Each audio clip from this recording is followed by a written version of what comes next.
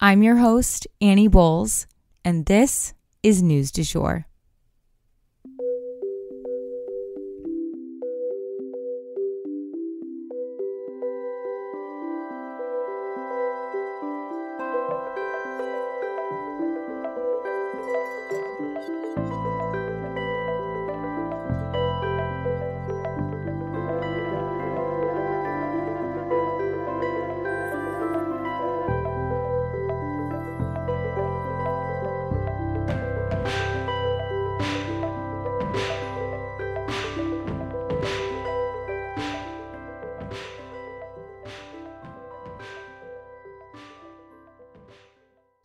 Hey everyone, and welcome back to the News du Jour, a calmer space to consume the news. Happy Monday. I feel like today was the biggest day of news, and it's like none of it was like earth-shattering like the news story of today, but there were so many smaller stories I wanted to tell you guys about, and I'm going to say not even half of them made it into the issue or the episode. And so tomorrow's episode is also going to be stacked. I can tell you that right now. Today's episode, totally stacked. Let's jump into it. But first, we're going to start with a whole bunch of reminders for this week. It's set to be a busy news week. Let's jump into that first. So first up, the second Republican debate is this Wednesday at 8 p.m. Central Time. I will be watching for us and I will report back if you're not the type of person who likes to watch debates, or even if you do, but you're like, what am I even looking at? What am I even seeing? I'll break down what I thought was significant, and maybe it adds something to your interpretation. Maybe it doesn't. Or if you're just, again, someone who does not want to tune into something like that, I will make sure that you don't miss anything. Also, as of now, Trump will not be participating in this second round of debates either. And then the second reminder, there are four. There are four, guys. But the second reminder is that the House Oversight Committee will begin its impeachment inquiry into President Biden this Thursday. So that is also major. That is also going on. And then the deadline for Congress to find a way to compromise on a budget is this Saturday. So if they don't meet that deadline, the U.S. government will shut down. So lots going on here. And then the last thing I wanted to tell you guys was just that I would appreciate it if you would share this episode with someone who needs to know about these news stories. Maybe they need those reminders we just had, who may not know all of these things are going on. Please think about sharing it with somebody who, is stressed out by the normal news, who doesn't have time to keep up with it, for whom this podcast would be a great fit. I appreciate absolutely everyone who shares this with someone they know and love, or on social media where they reach more people. I just can't say thank you enough, because that is how our show is growing organically. And I believe that there's tons more people out there who need a calmer space to consume the news, and you guys are going to help me reach them. So thank you. And then to jump into the actual news for the day, we have 3 mini stories, and then we are going to go over a ton of different climate related stories. There are so many, but they're all climate centered. So I thought let's just knock all those out all together. And then we have a very happy, feel good story to end off on. Let's get into it. So first up, Drew Barrymore was dropped, you guys, from her duties as the Master of Ceremonies at the National Book Awards. This is directly due to her involvement, or lack thereof, in the writers' strike. The National Book Awards decided to stand with writers, and that meant dropping Drew. And speaking of the Hollywood writer strike, as our second mini story, unions representing the writers have finally sat back down at the table with the production studios at this time, and the bigwigs joined them. Executives are now taking time out of their busy schedules to actually address this issue. Finally, this is the 5th month of this strike, and it looks like the writers are ready to really stand their ground, and they have their heels dug in. And speaking of heels dug in case you were wondering, The auto workers strike did expand due to the fact that the production companies were not playing ball this past Friday. That was their threat. They said, we're going to expand this strike if you guys don't start, coming to the table more. And they made good on that threat. The strike now involves more plants, and they are also threatening distribution centers as well. So stay tuned on these very important strikes. And now we'll head into our climate stories. So first and foremost, sweet Ophelia, or not so sweet, actually. This post-tropical cyclone, yes, that's a thing, has been hammering the DC area up through New York City, that sort of swath of the country. Essentially, the East Coast has been seeing heavy rainfall and could stand to see localized flash flooding, which can be very dangerous, especially in urban settings. As we know, when it floods in a place like New York, a lot of people live underground, so it can be incredibly dangerous. Rip currents, large waves, and rough water generally are also anticipated by weather experts basically into the beginning of the week, all throughout the East Coast due to this storm. Lots of people also lost power over the weekend in this area, but largely it's been restored.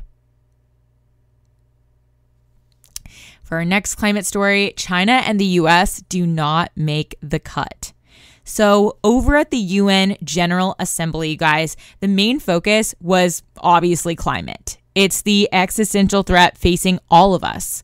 However, certain countries were called on to speak about this issue and basically lead the discussion, and certain ones were not. And this was not based on who leads the world in gross domestic product either. This was based on whether they are taking the climate crisis, quote unquote, seriously. And the US and China did not meet that threshold. They did not make the cut. Yikes. And the US and China, of course, are two of the world's biggest polluters. So we are obviously not the ones who should be looked to as leaders in this fight. We are causing the problem. We have a lot to do to turn things around, and it really comes back to companies, like what our corporations and businesses are doing to our planet, not individuals. So if you're looking for ways to sort of stay more green, obviously there's things you can do in your household, but really look into where you're putting your money, because at the end of the day, companies are motivated by their bottom line. And next up in climate related news, I wanted to tell you guys about the potential for a climate corps. So the White House seems to be gearing up to announce the start of something called the Climate Corps. And this would be akin to something like the Peace Corps or the New Deal's program Civilian Conservation Corps. Basically, this Climate Corps would train people ages 18 to 26, so young people, on how to help tackle climate change. They will also focus on recruiting young people who are living in poverty so as to help them find gainful employment afterwards and basically join the middle class. There would be several different categories of the Climate Corps: wind and solar production, disaster preparedness, and land conservation would be among those. These young people would then be paid $15 an hour plus benefits and having their housing covered during the time that they're part of the Climate Corps. This honestly sounds so amazing and would have been something I would have been really interested in as a young person. So I hope it becomes a reality. Next up in climate related news, New Orleans' water supply is threatened. So unfortunately, it appears that salt water has made its way into the Mississippi River. This river supplies water for New Orleans and surrounding areas, and thus this salt is threatening their supply. How could this happen, and what does it mean? Let's jump in. So a combination of climate-related phenomenon really contributed to this situation: extreme heat and low rainfall. Those two combined caused water levels in the Mississippi to plummet. When this happens, the current isn't strong enough to fight off the northward flowing water from the Gulf of Mexico. And thus, that salt water that's coming up from the Gulf makes its way into the Mississippi River. And this is what's known as saltwater intrusion. And when that salt gets into a water supply for a city, even small amounts can cause pipes to erode, which basically leaks metals into the water supply as well, which would be a definite threat to human health and safety. It is estimated that the salt water could reach the city of New Orleans water supply as soon as October, which is right around the corner, according to the U.S. Army Corps of Engineers, in conjunction with local Louisiana officials. The city has signed an emergency declaration in order to try to remedy this situation as soon as possible before it's too late. Human water supply being threatened in a myriad of different ways has been predicted by climate specialists for decades. And hand in hand with that story, the hottest August on record. So this summer overall was the hottest one on record. August was the planet's warmest August on record. June, July, 2023 were also the hottest on record, according to the National Oceanic and Atmospheric Administration. The Earth warming at this rate causes so many problems. I cannot even begin to name them on here. There's not enough time. But suffice it to say, this is not good, you guys. And this is why organizations like the UN are making climate their main focus, because we all have to get on board in order to be able to solve this very complex issue. And for our last climate-related story for the day, I wanted to issue a content warning. This story involves a deadly natural disaster. So I wanted to give you guys an update on Libya. In Libya, people are still suffering greatly. 43,000 people are now left homeless in the country. Hundreds of children, probably around 400, according to sources for The Guardian, have been left without parents. They're orphaned. And residents are in search of breastfeeding mothers to take care of the babies and feed the babies whose mothers have perished. One 62-year-old woman specifically has taken in 70 children. Protests have also erupted because people believe that their local governments are not doing enough to help everyone. Additionally, they are angry that infrastructure in Libya was not well maintained. If you guys remember, there were 2 important dams that broke during the storm, and had those dams not broken, hundreds or even thousands of people might still be alive. In Derna, one of the hardest hit cities, their mayor's home has been set on fire due to all of this. People there are angry and they're grieving with nowhere to go and nothing to do. Death toll estimates are still hovering around that 11,000 mark. So 11,000 people died. Many, many more are missing though. About that same number, I think, is missing. And I've mentioned this before, but entire neighborhoods were washed out to sea, like all of the houses. So it is very likely that many of these people will not be found. But bear in mind that the political situation in Libya makes it very difficult to get accurate numbers. We went into that much more in depth earlier in the month. So if you would like more detail or backstory for this tragic disaster, you can scroll further down in our feed and listen to it from when it first happened. For our final story today, though, I think I'm going to go a bit over time. I apologize, but I have to tell you guys this one. We have to end off on a positive note after all the climate news. So they got him to the Beehive, guys. This story really warmed my heart as a huge Beyonce fan. I'm not even a bit surprised at the quality of her fans. Basically, a young man with Beyonce tickets was eagerly boarding his flight to Seattle to see the Queen Bee perform. He had no doubt spent a pretty penny on those tickets, but once he got to the gate at the airport, his excitement was dashed. The airline said that they could not accommodate his electric wheelchair because it was 4 inches too tall. They proceeded to essentially kick him off the flight. They tried to get him on a different flight, but that flight would have gotten him to Seattle too late for his concert, so there was no point. He was obviously heartbroken at this, and he took to social media and went into detail about what happened.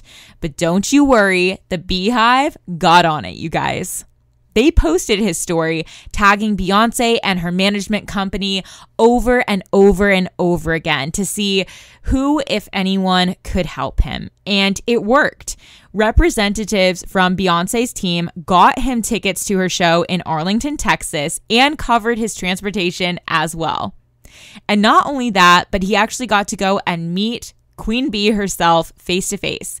She was literally kneeling down, hugging him, and looking him right in the eyes in a photo that he posted to Instagram.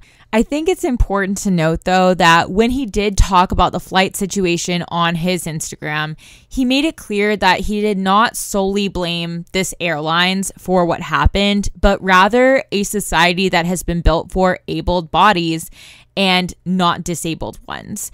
And boy, do I hear that. As someone who has faced discrimination in the workplace myself, as well as barriers to what I can and cannot do due to a chronic illness, I 1000% feel this with him. And it is so heartwarming to see how people rallied around him.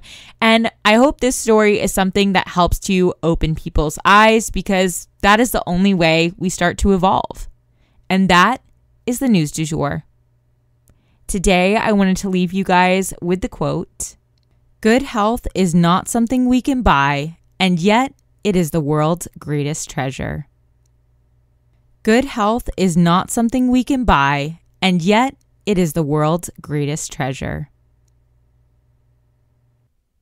If you enjoyed this episode, please subscribe on whatever podcast platform you use to listen.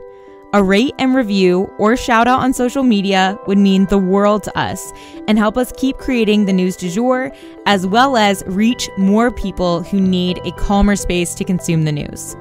But the best way to support all of our work is to become a patron at www.patreon.com/sugarfreemedia. You can also follow us on social media at newsdujour.podcast on both Instagram and TikTok. You can follow my personal account at It's Annie Bowles on both those platforms as well. Any little noises you may hear in the background are my rescue pup, who has a little separation anxiety and always records with me. We appreciate you listening and look forward to telling you about the news again next time on News du Jour. Broadcasting from Oklahoma.